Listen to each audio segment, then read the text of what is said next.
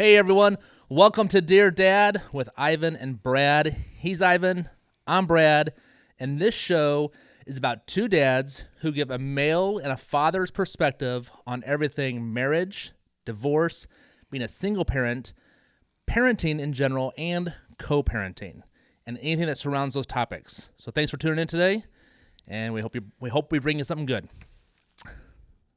This weekend, Ivan. Yeah. I was telling you earlier, some pendulum of emotions. Here you go with the big words. Yes, big pendulum. Saturday, I went to a funeral. Okay, so that was kind of a little bit of a downer. And then on Sunday, I went to a 10-year-old's birthday party where I actually dressed up as one of the Candy Man people. So her mom had it all decorated. It was Is my that the niece. Candyman, like the board game? Yeah, kind of. Yeah, I mean, there's like lollipops and all kinds of things, big Tootsie Rolls everywhere, and they had these outfits that we put on. And so as the kids showed up, it was for a 10-year-old's birthday. And so as all of her friends showed up, we were there like, hey, welcome to Candyland, and stuff like that. So it was kind of fun. The parents thought we were funny and goofy for being all dressed up. Did you volunteer or were you forced? Yeah. No, I was asked. They're like, all of a sudden, her mom, my sister-in-law, she was like, hey, I got outfits. Does anybody want to wear them? And Tiny goes, Brad, do you want to wear them? I was like on my phone, but I half heard. I'm like, yeah, I'll do it. And they're like, really? I'm like, yeah, why not? I'm like, what else am I going to do? Just sit here and watch a bunch of little, 10-year-old girls running around. So I was like, yeah, I'll participate and have fun. That's nice of you. Yeah. Yeah. I think it's just interesting, the different stages we go through in life. And some people never enter into certain stages, but there was always a stage where it was like, I just want to kind of be cool and not draw too much attention unless it was the cool attention to myself. And now I'm kind of at a point where I was like, Brad, like, people love laughing. Why not be the person who makes them laugh? And Especially kids. yeah, yeah. That's good. So did that. But man, I tell you what, the Saturday, I went to a funeral. Who died? It was my wife's uncle or second cousin. I think it was her second cousin, actually. So it's her dad's cousin. I don't think I've ever been to a funeral. You've never been to a funeral? Unless my mom took me when I was a kid to one or two. I don't know, but Okay. that I know of. Yeah. At least from the age of 8 and above. Right?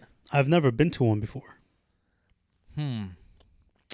Yeah. Well, this one, like I said, I didn't know the guy, but all of a sudden I kind of just entered into the state of everybody who was there. He was ex-military. So they had it at the VFW. And so there was like a 4-gun salute. That was pretty cool. They did the gun salute to him. A lot of veterans with their gear on, and stuff. That was pretty cool. And you just kind of start like realizing like not only did the man who's passed away give, some of his life for our freedom, but the men standing in that room were warriors, at one point and did the same thing for us. It was cool. And then you kind of look around, you start seeing the people crying and getting teared up. And then they sang a song that my grandmother really liked. And when they sung that song, like all of a sudden, I felt the tears starting to come. I'm like, oh, shoot, here it comes. And all of a sudden, I was just tearing up. And then Tanya, I saw her like peeking over at me. And she knew I was like trying to like hold it in, but I'm like wiping them at the same time. But anyways, I leaned over and just told her, I said, hey, this is a song my grandmother really liked. And it reminds me of my grandmother. And What song was it? it was Just a Closer Walk with Him, about Jesus.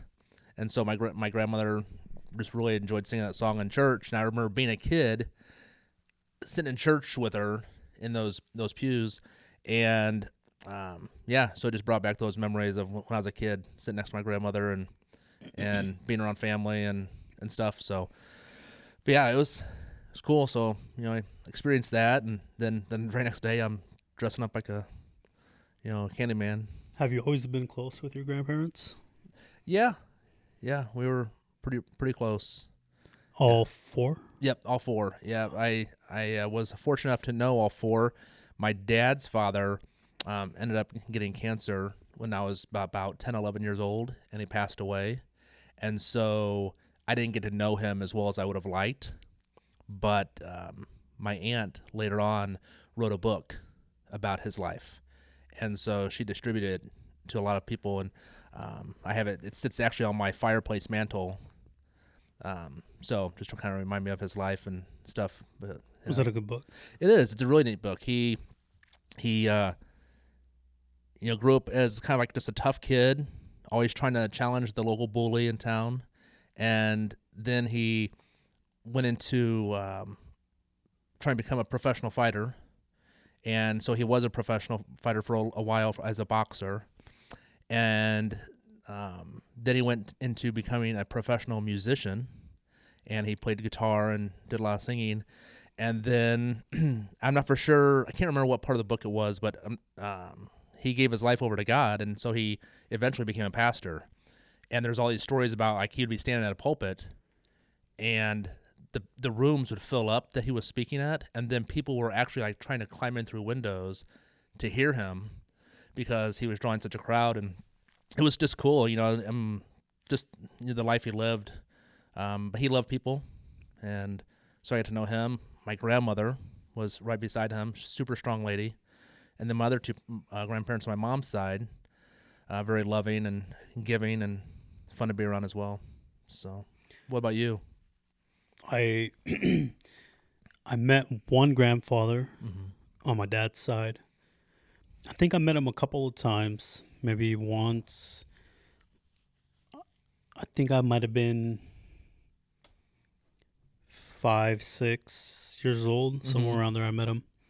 And then I met him again, or I saw him again when I was like 15, 16 years Is old. this on your mom's side or dad's side? On my dad's side. Your dad's side, okay. Yeah, so everybody else died when my parents were young. Oh, wow, okay.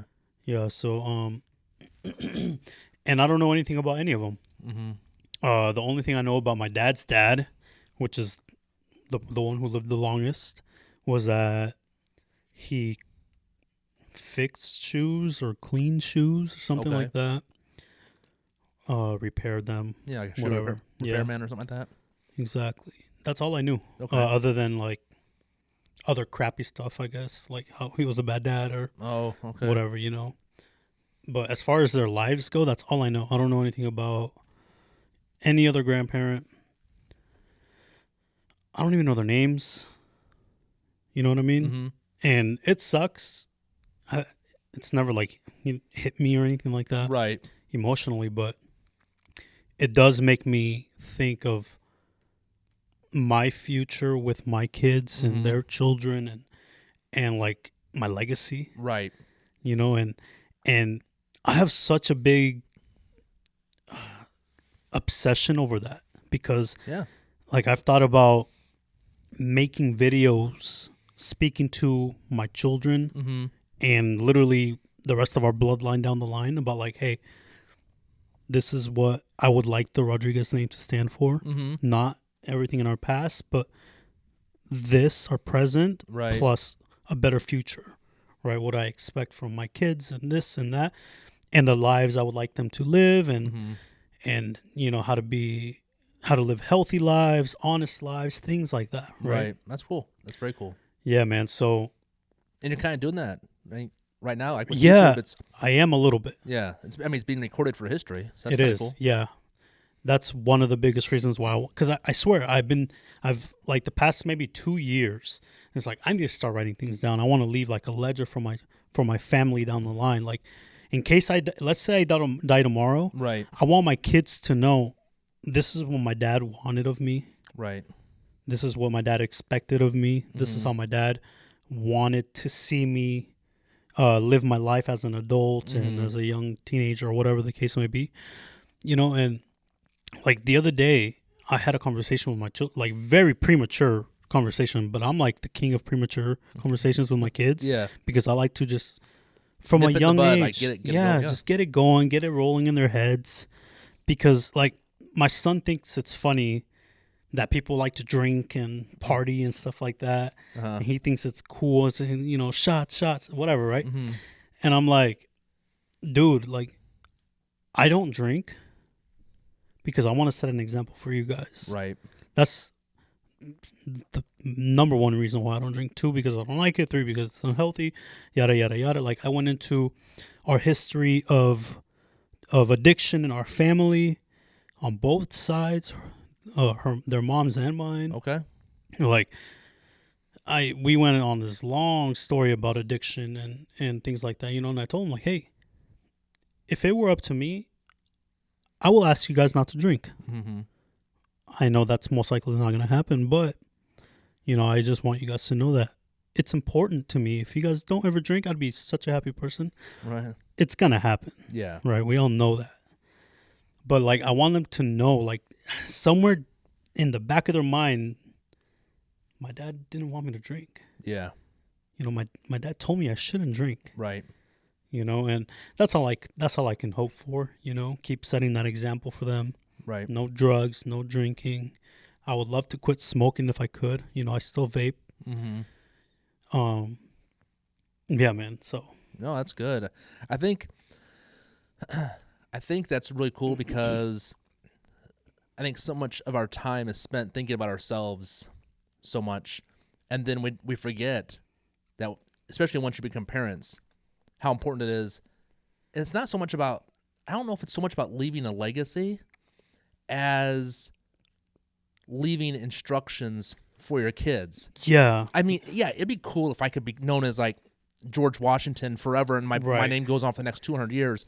Legacy was the wrong word, but yes, continue. But no, I definitely think that legacy is good. I don't see anything wrong with it. Yeah. I just think that as parents, the one thing we really think about is like, if I were to pass away tomorrow, did I tell my boys enough to teach them, to get them through adulthood? Did I give them enough information? And if I didn't, will someone else step up to that? And that's a fear, because it's like, I think about, like, what if I would have passed away 4 years ago? Where would my boys be now? What would they know and what would they not know because of me? Yeah. And I think it's important that we do leave that legacy of example, instruction, and things, because we want our kids to be better than us. I mean, I think all parents want to see their kids succeed, and I don't think there's anything better than that. I mean, Joe Montana, Kobe Bryant, the greats, they want to see the kids come up behind them and do even better. And they're like, and that gives you pride. I think it gives you a sense of pride, realizing you played a part in that. Yep. That you got to give them that instruction. And I think, speaking about that, I kind of along the same lines of, I think that's why it's so important to have fathers in your lives, but also to have mothers.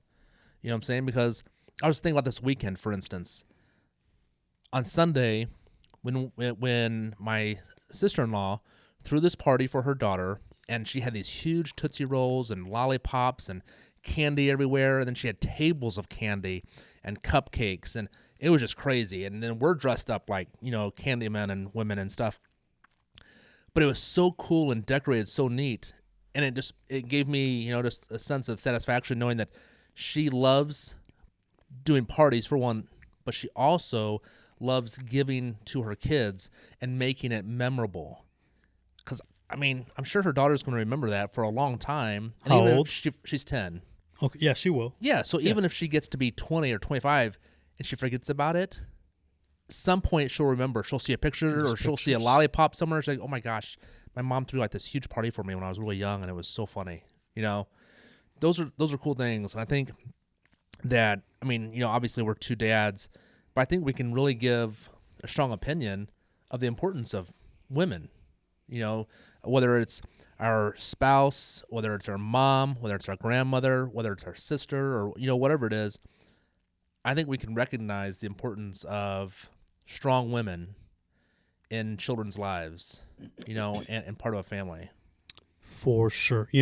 If I have a partner, Mm-hmm. like, one of your duties as my partner is to do the gift wrapping. Okay. I suck at gift wrapping. Yeah. I've never understood it. I hate it. I'm the worst. But yeah, man, I mean, when I think of moms, the first person that comes to mind is my mom. My mom is the nicest person I've ever met in my life. Okay. The nicest person you'll ever meet in your Mhm. life. She's just so kind to everybody. Sometimes she'll tell me about people she's helping, and I'm just like, why? But that's because I'm not as nice as her. I'm not as selfless as her, right? And in the back of my mind, I'm just like, just don't get scammed, Mom. But I know she's smart enough not to. Mm-hmm. But it's still there in the back of my mind. But I know she's smart enough not to. But like she's just so kind, you know, and that's something she's taught me just from example by example. Because even though I'm not as kind as her or as selfless as her, I'm still a kind person. And that I believe came from her, right? But yeah, man, my mom was the glue to my family. She's the glue to most relationships she's a part of, just because she's always willing to help everybody. Even people that don't deserve it, or people that have taken advantage of her in the past, she's still willing to help them just because she's just kind. Right. You know? And we have had conversations about that. I always ask her, like, why help? Why?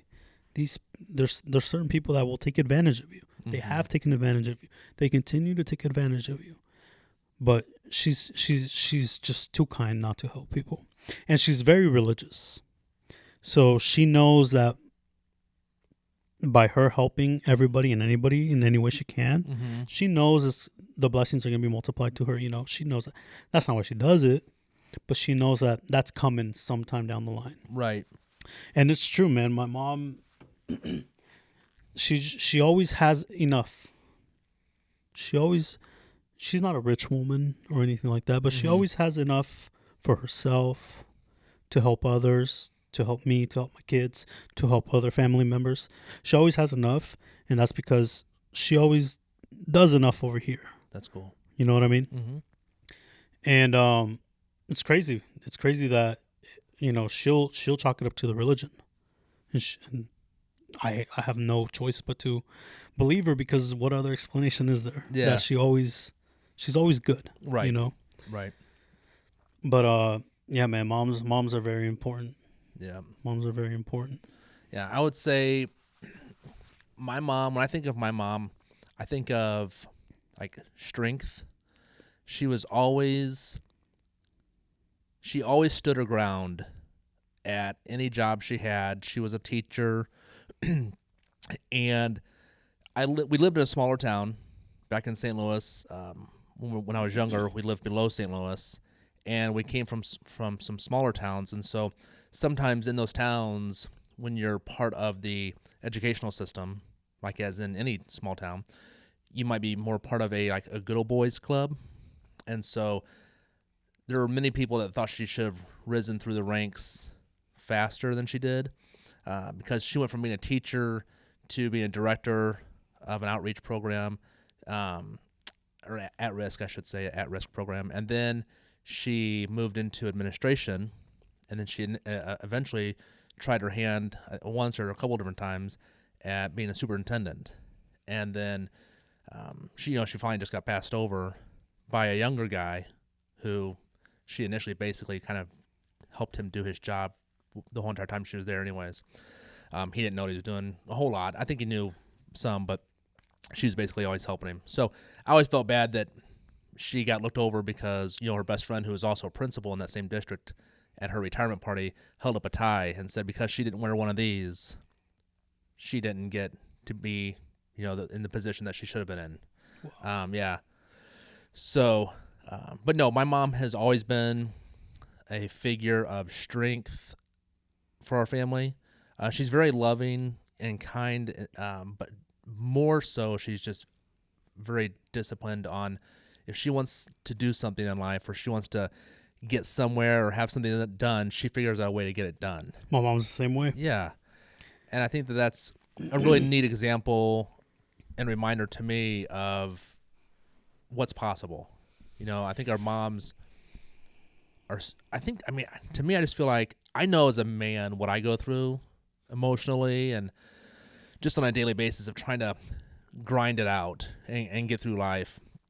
But you think about from the time that a woman is born as a girl, she's grows up as this daughter and she has all these hopes and dreams of finding, someone and sharing her life with them and having kids and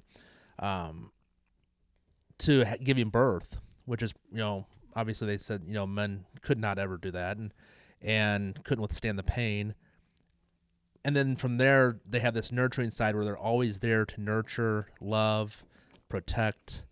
They always say hell hath no fury like a woman scorned. And it's like you bite down, on that rattlesnake or whatever. It's like they're going to come back at you. And I feel like you just don't mess with a woman's children.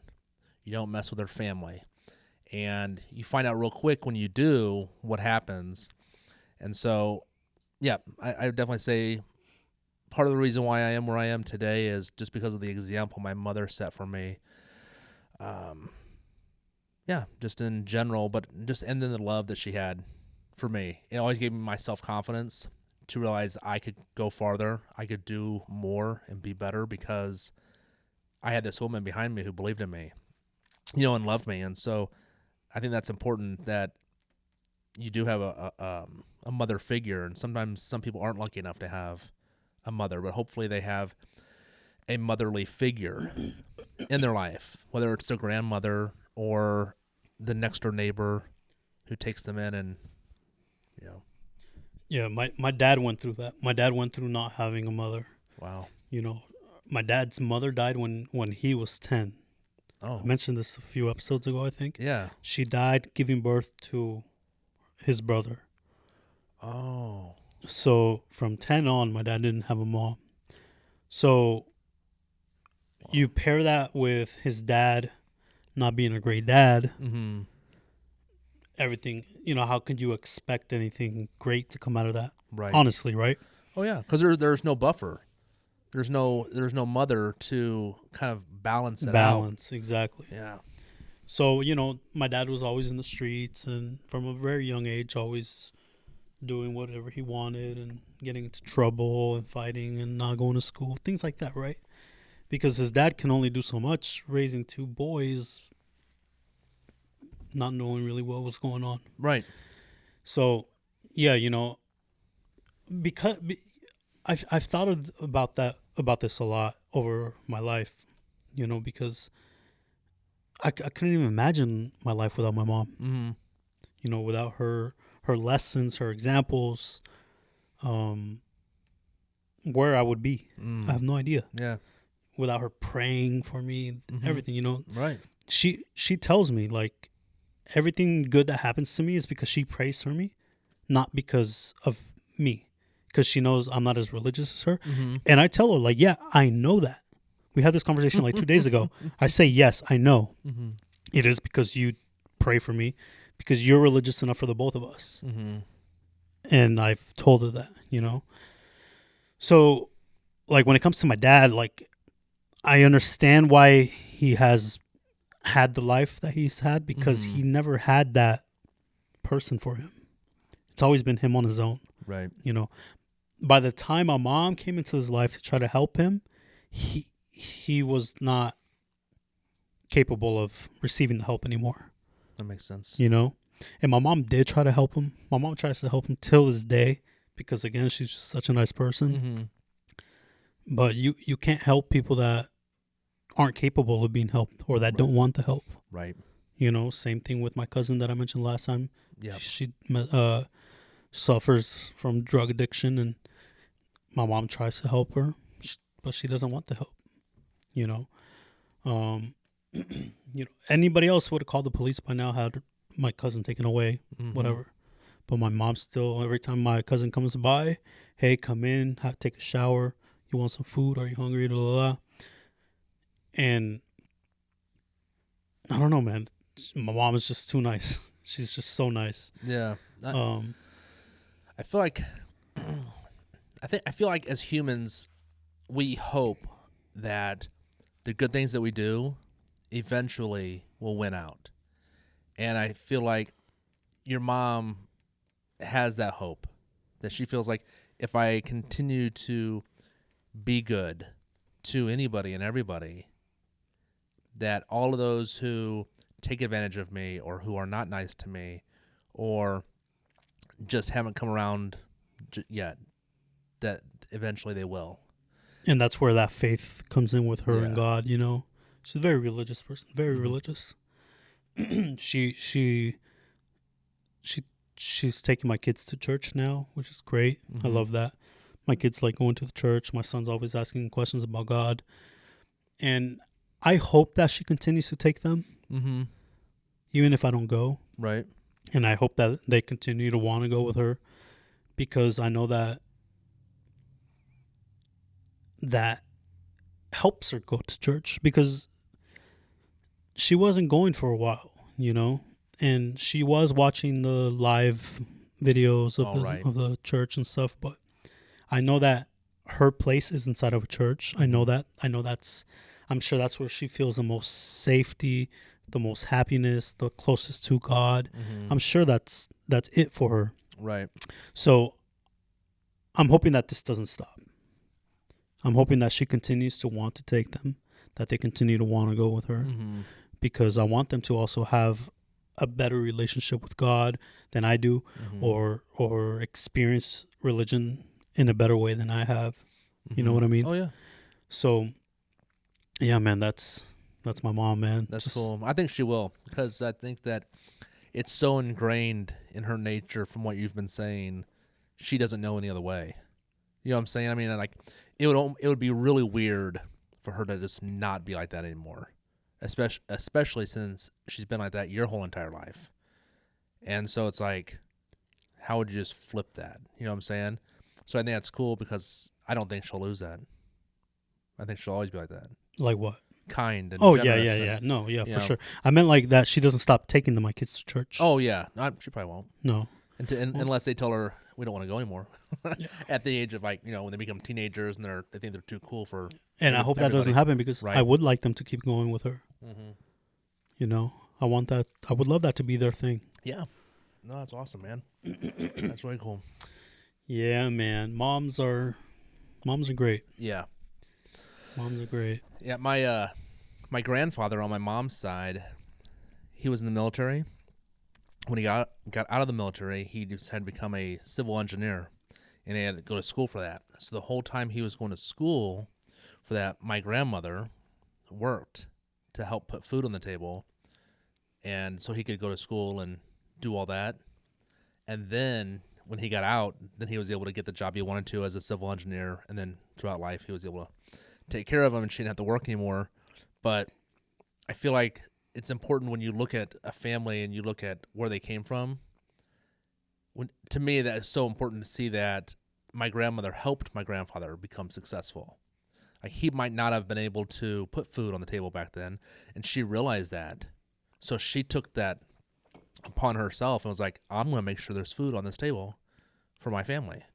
And so, you know, when they were first married and he was getting out of the military, then transitioning into school, yeah, she took that role over and was like, hey, I'll be the breadwinner and make sure we have what we need. And then he took it over from then on, and, you know, then they went on to have 3 kids, my mom being one of them. So that's cool. Yeah. Is Tanya back at work yet? She is back at work. Her hand is good now. Her hand is not good. No. Yeah, it's not. It's unfortunate. She can't do everything she was able to do, and she's still getting therapy for it and having doctors look at it, and so they're kind of discussing things. But yeah, no, Tanya is a trooper, and it's amazing for me to be married to her. I know you've mentioned, you know, based on what I've said about her, that, you know, you feel like I'm really lucky, and I feel like I'm lucky every day. You know, I wake up and go to bed and I look over at her. There. Yeah, you know, but I just realized that my day is going to be okay because she's in it, and she's always going to take care of me. And I never underestimate her, or that's not the word I'm looking for. I never take her for granted. I never take what she does for me for granted, because it could stop at any moment, but But I just know because of her personality and the kind of person she is, she's always going to just do that. She takes care of me. Like I said, she lays my clothes out for me. She asks if I need anything for breakfast, or she says, hey, I got your lunch ready for you, or hey, if she knows I'm going to pick up my boys on a Tuesday or Thursday and she's not going to be home to cook dinner, she's like, hey, I got all the supplies laid out for you. She'll take a picture of it and say, this is what's in the refrigerator. You can use all this stuff right here. And, I mean, she's just like that. I mean, she'll make sure my clothes are always washed, and she, I'll help her out and hang them up if, she has them on the bed or whatever, but she's just like a machine. She just always does that, and she loves being with me. And the other day I was in a bad mood, and I was just kind of being short with her. And so later on, I leaned over and I said, hey, I know I was being rude and a jerk earlier. And she goes, yeah, you were. And she goes, and I still love you.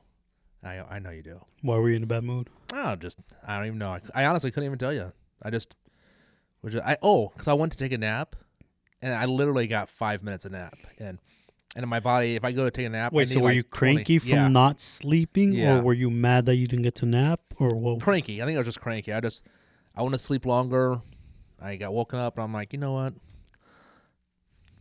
I was being a little baby, and she knew it. But she just let me be. She just let me be that baby for however long I was being a baby for, 30 minutes, an hour, whatever it was. And then I apologized, and she forgave me, and the rest of the night, we had a good night. So, yeah, it was just, like I said, I mean, I'm fortunate that I have her in my life. And it's not so much because of all the things she does for me. I respect all that. It's really based on our friendship. And I think that's important because my mom and I are really good friends. I mean, like I said, I try to call my mom every Monday morning. And yes, I do call her more than just Monday mornings for all you out there listening.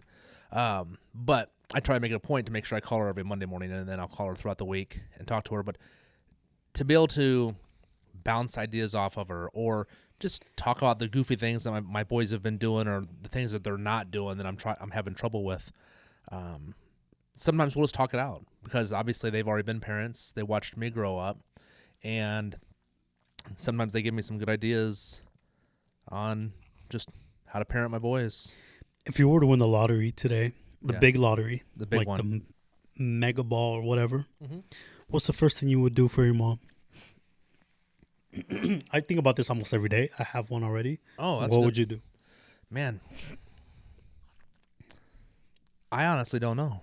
I mean, I would probably buy them an RV, because my mom forever has wanted to drive across the United States and just experience all the different cities and states. And she just always thought that was the neatest thing, is to be able to just jump in an RV and drive across. That would be the first thing I would do. Okay, so we're kind of similar a little bit. Oh, okay. A little bit. Okay. But let me ask you this. Yeah. Why haven't they done it? Oh, I just don't think they wanted to ever make the investment. Of buying one? Of buying one, yeah, because for one, they're busy. I mean, they are. They're just really busy. So my not working, my brothers always find some way of having their kids at my parents' house, or having my parents at their house, watching them, taking them out for this or that. And my mom and dad love doing it. Of course. My mom loves being a grandmother. So that's not, it's not a bash on my brothers, but they're so busy doing that. I feel like they don't know what they would do if they left. They're like, who's going to watch the kids, and who's going to do this, and who's going to take them here? So, but it's a major investment. And two, I don't know how often they would go and do that. I think the initial drive and coast to coast. Yeah. But I think that they just enjoy being around their grandkids so much that they would miss having them around. So that after a week, especially 2 weeks, my mom would just be jonesing. She'd be like, oh man, take the kids. Yeah. She could probably take the grandkids. You know what? I didn't know this. Mm-hmm. I'm sure they know. I'm sure you know. I didn't know this up until a few weeks ago. You can rent RVs. Yeah. I had no idea. I've almost thought about renting one for them. That's one what for them. My suggestion was going to be for you. Okay, yeah. Now. What I was going to do is I was going to take Tanya's family, like her mom and dad, with us from Seattle to St. Louis, and we would stop for like a week in different places, and experience a few different cities. Then when we get to St. Louis, fly them back. They fly back. My mom and dad get on. We go a different route. Come to Seattle. And come back to Seattle, but from a different direction. So Tanya and I get to come experience the United States as well, but then my parents get to, and then when they get to Seattle, flying back to St. Louis. See, aren't I great? Yeah, yeah. So, what I would do, Mm-hmm. it's similar. Okay. Traveling too. Okay. I'm talking about the mega, the big one. Yeah. Okay, I'm talking billions of dollars. Okay. I would fund my mother's and her best friend, my mother and her best friend's world travels. Oh, okay. I would just say, I would call my mom's friend, Maria. I would say, quit your job, come over here. Yeah. You and my mom are getting on a plane, and you're not going to stop flying until you see every country. Yeah. And I would just let them That'd be roam cool. the world, man. Right. Just, That'd be cool. I think about that all the time because I know my mom likes to travel. I know she would like to go many, many places and, you know, not having to work or worry about me or anything like that, you know, Right. or my other brother. But yeah, that's what I would do. I those are the types of things I think about. Yeah. And then, like, I'd buy my house somewhere really close to my ex. Just buy the biggest house on the block Yeah. just to stunt a little bit, you know. And then if she ever moved, I would buy another house somewhere by there. Right. But still own your other one though. Oh, yeah. There you go. Man. Think about No, that all the time. That's cool. I think it's important to have those kind of dreams, you know, and think about what would I do with this much money, or if I had all the time in the world. Or But I whatever never it play is. the lotto. I don't either. I always think about this. Yeah. I'm not kidding, Brad. Every single day, Uh-huh. I think about this, about buying that house in the neighborhood, Okay. about sending my mom to travel the world, Uh-huh. about buying my dad a house somewhere alone, you know, shit like stuff like that. Yeah, yeah. But I don't play the lotto. Right. So you know what you got to do then? Play the lotto. No. Stop dreaming. No. What? You got to do something to make sure that's successful. I know, man. I know. Maybe. We'll see. Speaking of doing something that makes you that successful, you and I should have a challenge of who can be the most successful at losing weight. What do you think about that? That's tough. That's a tough one. And What do then- you like? What's the challenge? What are you thinking? I'm just saying whoever loses the most weight in 4 months. 4 months. Yeah. You gonna do 4? That's a long time. 3 months? 90 days? That's not bad. That's less than 100 days. Or we could do 100-day challenge. Just make it 100 days. Okay. And then does the winner get something, or does the loser have something happen to them?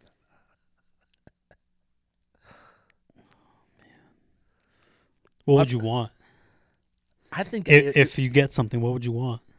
if I get to win something, Yeah, what would you want? I don't even know. I don't think I think just winning to me is enough, but No. you losing is so much better. And if I could watch you do something that you just don't want to do, like have to have spiders crawl all over you. Or, No, where would we even get spiders like that? oh, I'll catch them Would you really? if I had to. If you had to. Over the next 100 days. No, I hate spiders, man. What about eating your most undesired food, or having like something that you had to drink something that you just would not ever think about drinking, or How about this? okay. Loser has to wear all pink from head to toe. Okay. You got to find some pink shoes, some Okay. pink pants, pink shirt, a pink hat if you want to wear a pink hat. Hey, I gotta ask you a question. No. This is a serious question. Yeah. Are you coming up with this pink because you know you already have a wardrobe with a bunch of pink in it, and you're prepared to wear it? First of all, I have worn pink in the past. At the moment, at this moment, I don't have a single pink thing in my closet. Okay. Maybe a pink shirt. I have a pink shirt, maybe. Okay. But I don't even know. Do you have to look silly in this pink, or No. can you look fly? Oh, you're going to look silly as hell no matter what. All pink from head to toe. Your shoes got to be pink. Socks. Socks got to be pink if they show. Okay. pants or shorts, shirt, Okay. jacket, vest. Okay. You cannot have anything on that's not pink. Okay. Your glasses can stay the same because I'm not gonna expect you to Right. Go out and buy pink glasses. glasses. Yeah. I could buy some fake ones, I guess. Yeah. That's a good idea.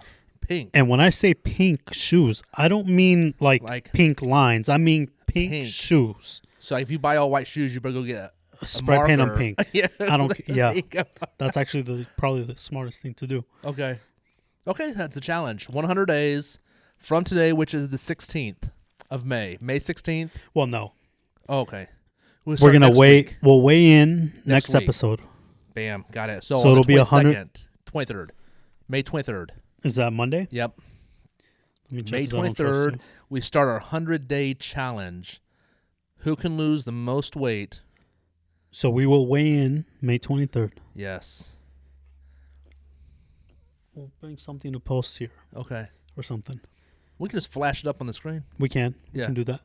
We'll type it up. Yeah. But we want to weigh in on screen or no? Oh, I think we should. I think we should have one that camera's facing down. The camera? Yeah. Facing down at the scale. No, so I think we just put the scale here. Okay.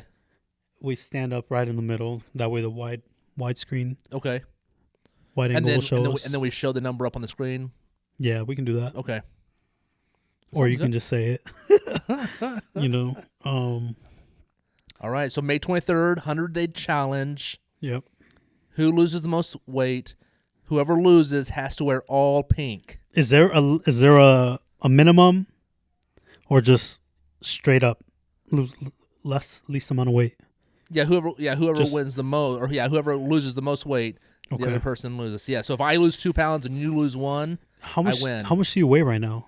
I weigh 200. I fluctuate between 275 and 278, 279. I'm the biggest I've ever been right now. Same here. I'm at about 240, 245. That's crazy. Yeah. That is crazy. So the first time I ever hit 240, yeah, I was like, if I ever get this heavy again, somebody shoot me. But you're also, what, 6 foot? Yeah. So I can stretch it out a little bit. Yeah, 6 foot flat. Yeah. Yeah. So, but yeah, then when I hit 250, I'm like, okay, I better never hit this again. Then I hit 260, and then I dropped back down to 220. Oh, wow. Okay. Yeah. Then I went back up to 254, dropped back down to 230, and now from 230, ever since I got married, like my wife and I are just enjoying life and just eating and drinking and watching movies and chilling and relaxing. And have you guys thought about? Does she like working out? Does she like? Yeah, she has a gym membership. Why don't you go with her? Because I'm lazy. Tanya, take him to the gym. I know. Take me to the gym, Tanya. Take me to the gym. You guys can go. We're only here 1 day a week. I know. You guys can go every other day. We actually just found out that my boys can go for free for like 2 or 3 months. Does she go to LA? Yeah, Planet Fitness. Planet Fitness. That's a good one. Yeah. Yeah. Very cheap. It is. I should get a membership there because if you get the black card, you can do the massages, you can do the tanning. I've never been much on tanning, but the massaging. You need it. Yeah, I do. I think you go too much compared to me. That was my dad joke. Racist. That was my dad joke. That was racist. Man. All right, man. You got a dad joke? Man, I got a bunch of dad jokes. I think you're gonna like them. All right. Yeah, man. I'm gonna start bringing a pie, man. Would you be down for that? Some whipped cream to the face, Dude, stop. something, man. Look, You're the only one who doesn't laugh at them. Everybody else, but they're behind not that camera, funny. They're all laughing, like they're dying. Okay. I have not once heard, man, that joke was funny. Not once. Have you? Don't lie. I haven't actually heard that. No. All right.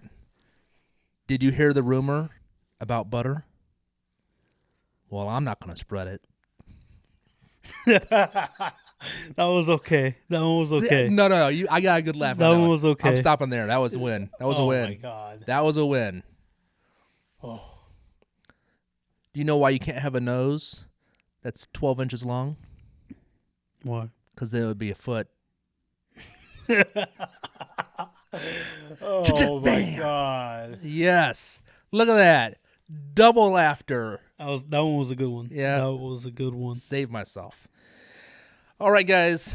What are we talking about next week? Well, we're weighing ourselves. Oh, that's right. We're going to weigh ourselves. You guys are going to tune in for that. Find out how much we weigh and follow us on our journey to see who has to wear pink. All pink. Today was episode 11 on Dear Dad with Ivan and Brad. We talked about the significance of mothers and how strong they are in our lives. And give us some comments. Let us know about your mothers. Tell us what you guys thought about the show. And thanks again for watching. Like us, subscribe us, share us, and comment. Thanks, guys. We'll see you next time.